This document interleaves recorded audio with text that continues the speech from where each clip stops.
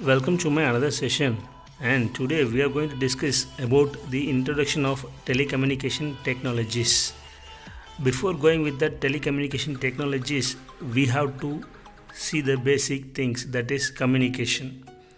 Communication is the one in which the exchange of information is carried over a longer distance between two persons, or it may be a transmitter and the receiver, or between two ends. There are two methods of communications will be possible, that is wired communication and wireless communication. Among these two, the wireless communication has major advantages as we discussed earlier in my videos. You can refer in my channel. This wireless communication is a dedicated connection over a longer distance with minimum losses. Now we will move on to the telecommunication technologies. By this we are going to discuss the first generation, which is said to as 1G. It is a telecom or the communication made between one end to the another end. The example of this first generation will be NMT, Nordic Mobile Telephony.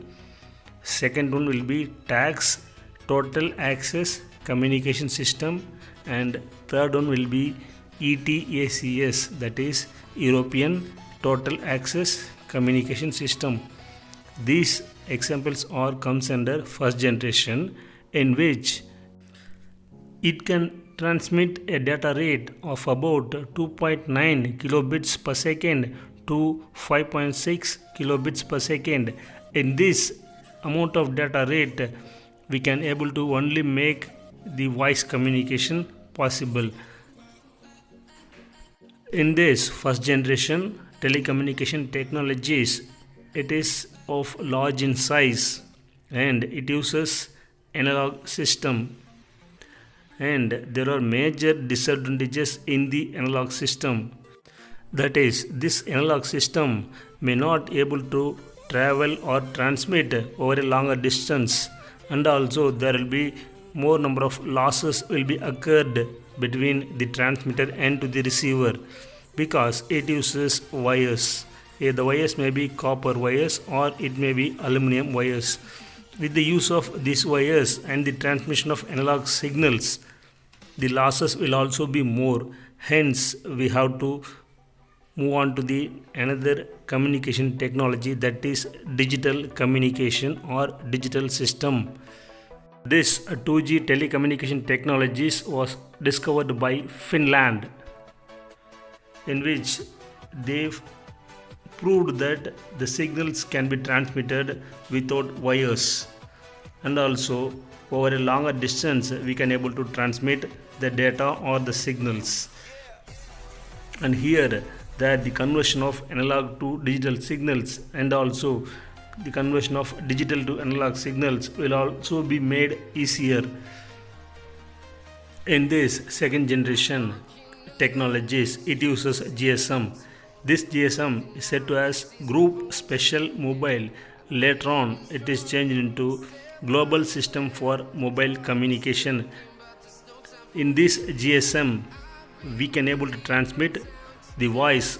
Along with that voice we can transmit SMS and then the data. By the transmission of data, it is said to as 2.5G. In this 2.5 generation we used General Packet Radio Service, that is GPRS, and then the internet can be accessed through air. Also the evolution of SIM card can be evolved.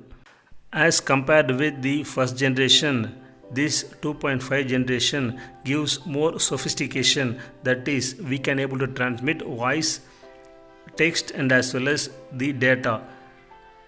But as long as the data is getting increased, that is in order to transmit more number of data or to increase the data, we need another technology, that is 2.75G, which is said to as edge. Edge is nothing but enhanced data rate for GSM evolution, in which it can transmit 170 kilobits per second. This edge is used along with the GSM technologies. Still, we need to transmit more number of datas. Hence, another technology has been found, that is third generation or 3G. In this third generation, it uses UMTS, that is Universal Mobile Terrestrial System, in which in 3G it transmits of about 384 kbps. Also, it uses packet switching. By this transmission of data rates, there is a possibility of making a video call.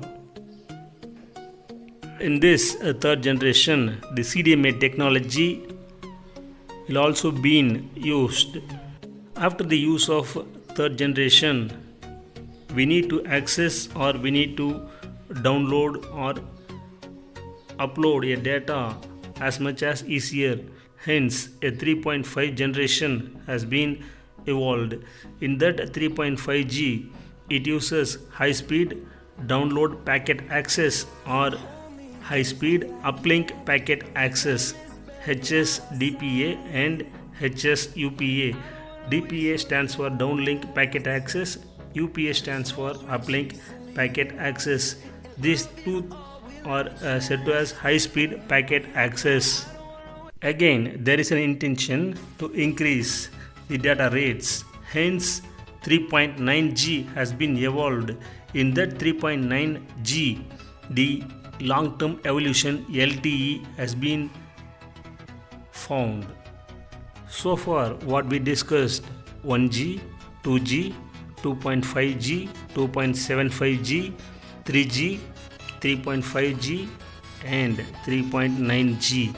These things came to India in a very slow manner, but the 4G, that is fourth generation, that has been found in South Korea in the year 2009, in which it can transmit 1 gigabits per second for stationary users and 100 Mbps for high mobility users, in which 100 Mbps data is transmitted, in which it is getting accessed while we are moving with high mobility.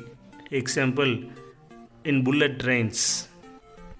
At present, we are in the fourth generation, and this fourth generation has been given to us by the telecom provider such as Jio. With this, the 4G came into existence as much as easily.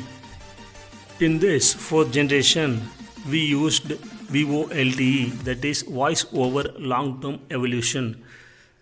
Hence, the fourth generation in telecommunication technology has been seen. Further, the telecommunication technology still is in progress of finding the fifth generation, in which 5 gigabits per second data is getting transmitted. The research process is going on in fifth generation, and as well as the development standard is also being under process. In fifth generation, the cloud storage will play a major role, in which it avoids the usage of memory card and as well as a pen drive. An example of fifth generation will be the CCTV camera. Nowadays, the CCTV camera footage, it takes much time, but by the use of fifth generation, this CCTV process will be made within a second. I hope I have given a basic ideas of the telecommunication technologies or the evolution of 5G. If you are having any doubts, please do comments in my comment section. Thank you.